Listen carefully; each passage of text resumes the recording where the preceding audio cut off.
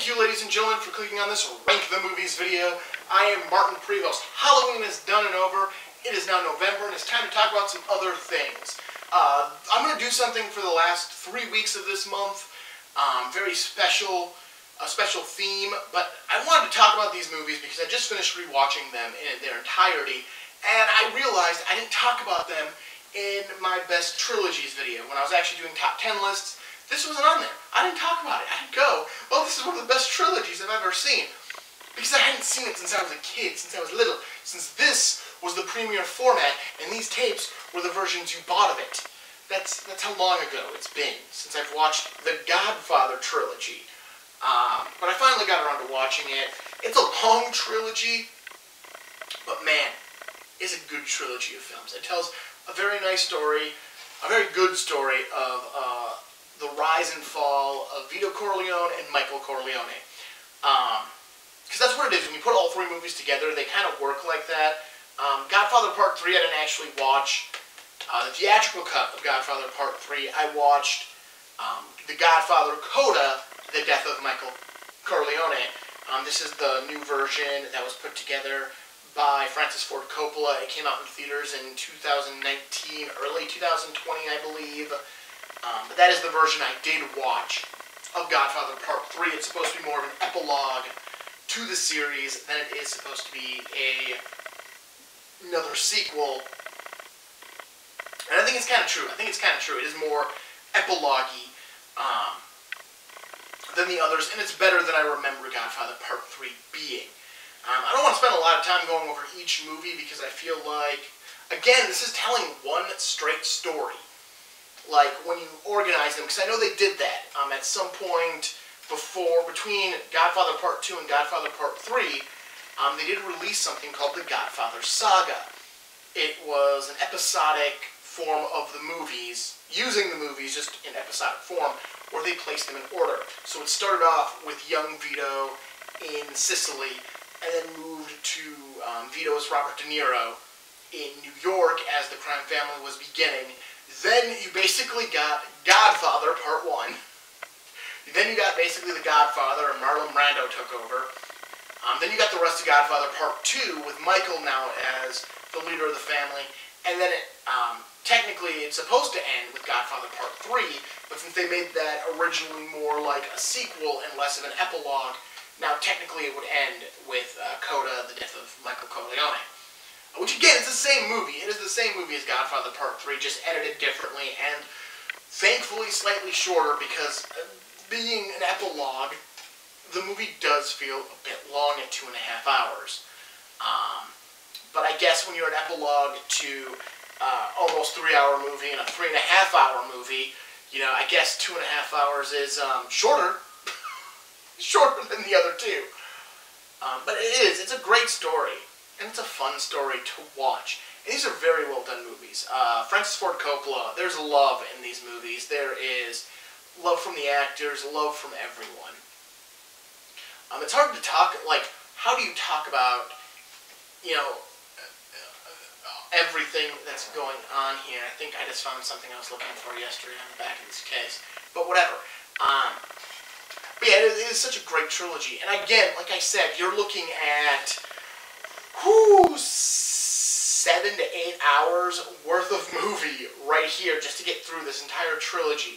It's a lot of time. It's a lot of time. I did it once a week over 3 weeks, just to make sure, because I could carve out one night and go, I'm going to watch Godfather, and the next week I watched Godfather Part 2, and then the final week I watched Death of Michael Corleone, which was yesterday, which is why it's kind of the freshest in my mind, and I could just prattle on about it because it's just there, and I just watched it.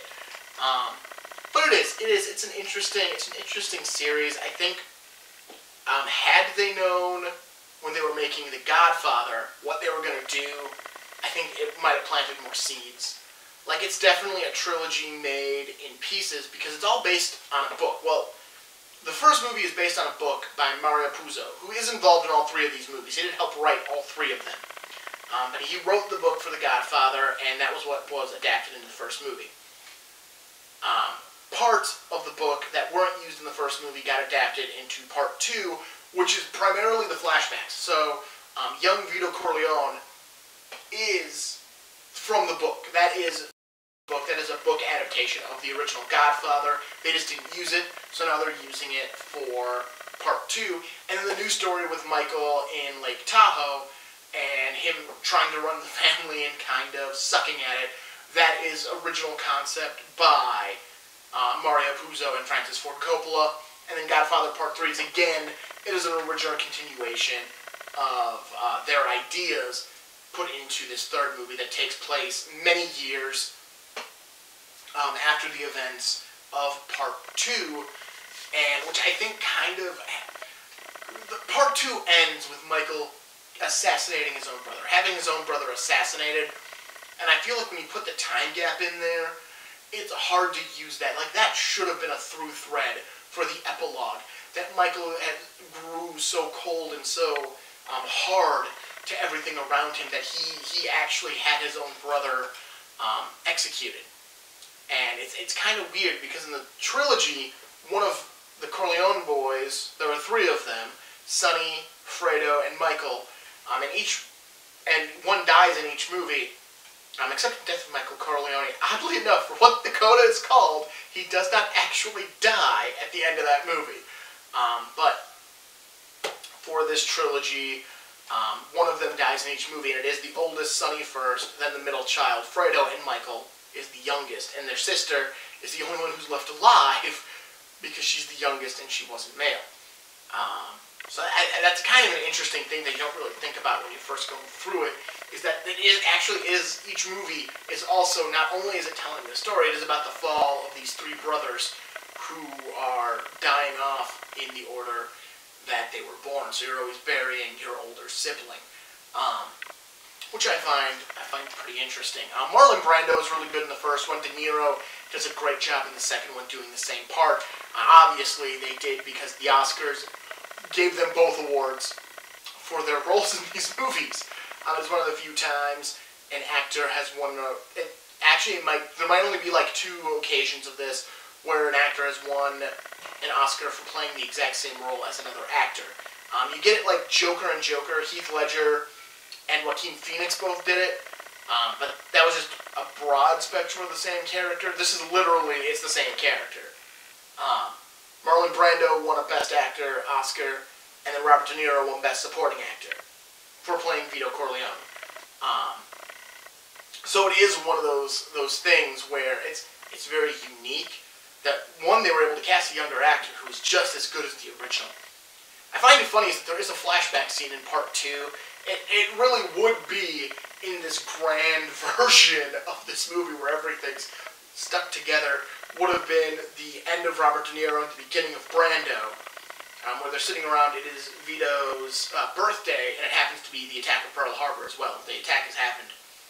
And it's the family sitting around a table, and you get James Caan, who plays Sonny, who dies in the first movie, so you can't bring him back, but he is in this scene because it's a flashback. So you got Sonny there, and I guess Brando was supposed to do it. Brando was supposed to come back and reprise Vito for this one scene, and he, at the last minute, decided not to, so they had to scrap the original plan for the scene and rewrite it without Vito actually being there.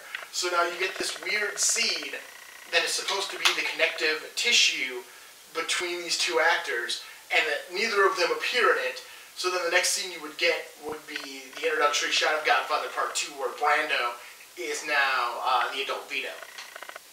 And it's a weird concept. And then you get to Part 3, where, man, I bet you they wish they knew they were making a Part 3, because they could have peppered a lot more into Part 1 and 2, and maybe they would have let some characters live. Because one of my biggest problems with Part 3, Part 1 and Part 2 are really good movies. I was super entertained. I think the biggest problem with them is that there's clearly a character in Part 2 who's supposed to be a character in Part 1, but they couldn't get that actor back, so they just changed the name and changed some dialogue, but it's still very much the same character. It's still very much, and they do the same thing between 2 and 3. The same thing happens, except they scaled the character down. But from Part 1 to Part 2, Part 1, there's a character called Clemenza. He's kind of like one of the main guys. And you learn in Part 2, he's one of the founders of the Corleone crime family with Vito. He's one of his original lieutenants. And it's very clear he's supposed to be one of the main characters of the second movie, but the actor didn't want to regain weight to play the role, so they cast a different actor and changed the name. But it is still so clear that this is supposed to be this guy filling out what's supposed to be happening and coming to a very similar end as the other person who helped Vito. Because eventually, given enough time, almost anyone will stab someone else in the back for power, or will try to gain power, or will feel like they're not being respected and stab them in the back, and that's kind of what happens, and that would have been the narrative. Between 2 and 3, it's actually Robert Duvall as Tom Hagen, who decided not to come back due to finances. They weren't willing to pay him what he wanted to do this movie. You have literally 4 actors you can bring back who people will automatically look at and go, oh, that's them! From seeing part 2 to part 3, and this is theatrical terms I'm talking about here. Not like now you watch the 3 movies in a row and you might notice some of the other people who appear in multiple movies. I'm talking about you went and saw, it is 1990 and you're going to see The Godfather Part 3. There are 4 actors you can cast and bring back where people will go, oh, they're in the other movies. That's it, you got 4. You got Pacino, you got Diane Keaton, you've got Talia Shire, and you got Robert Duvall. And they couldn't get Robert Duvall, who is the second highest paid actor in The Godfather, next to Brando, and is the second lead in The Godfather Part 2 next to Pacino. And they couldn't get him for Godfather Part 3 because Paramount wouldn't pay him what he was asking for. So they basically have a Tom Hagen wannabe, played by George Hamilton, who doesn't do bad, but there isn't a lot for him to do because they basically cut most of what the character was supposed to do out of the script because Robert Duvall wasn't there, and it wasn't Tom Hagen anymore. It was now this new character who's just, holding up parts of the same aspects. So that's one of those things. It's the same thing with the main family member who is taking over in Godfather Part 3, or Coda, the death of Michael Corleone. I love saying that. Is Vincent. I can't remember what his actual last name is. He's Sonny's illegitimate son, but I'm pretty sure Sonny has sons. And Connie, Michael's sister, has sons. Why are none of these... Why are we creating this new character instead of just using one of the existing children? Like, they were all too young in Part 2 to be like, oh, we need to bring that actor back. And most of them are barely mentioned in the first 2. They're just kind of there in the background. Why did we elevate one of those? Why are we creating a whole new character to come in? And Andy Garcia does a great job, but Andy Garcia could have done the same role playing any other character, not to mention the weird writing choice of having having the Vincent character fall in love with Mary Corleone, who's his cousin. They're first cousins. And they're falling in love with each other. I'm pretty sure they actually have sex. There is no sex scene, because I don't think Francis Ford Coppola would have found that fun to shoot a sex scene with his daughter, or film a sex scene involving his daughter. I don't think he would have found that really appetizing, but I'm pretty sure it is implied that these two are, know each other carnally. And it's like, they're cousins. Why is that a thing? Why are we having the cousins hook up? Is that an Italian thing I'm not aware of? Is that okay in Italian culture? I don't know. And I don't want to judge, but from the Native American white guy culture, it looks a little weird. But no, overall, I like the Godfather Trilogy. It is a great set of films, and they're worth watching. If you've never seen them before, check them out. For me, they hold the interest. Like, even though they're 3 hours long and 2.5 hours long, they definitely hold the interest. The third one is a little long in the tooth, but at least now you have the Coda, which is shorter by, I think the Coda is just over 2.5 hours, and Godfather Part 3, I love this part of the videos, where I have to start looking up information that I don't have off the top of my head, and now I'm just trying to locate it and see if I can. But I have to keep talking, because otherwise it looks really weird if I just stand here. Why?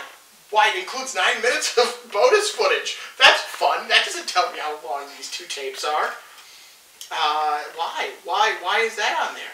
Why is it easier for me to find how long the bonus footage is than it is for me? Okay, this might actually be pretty entertaining. Than it is for me finding how long this movie is.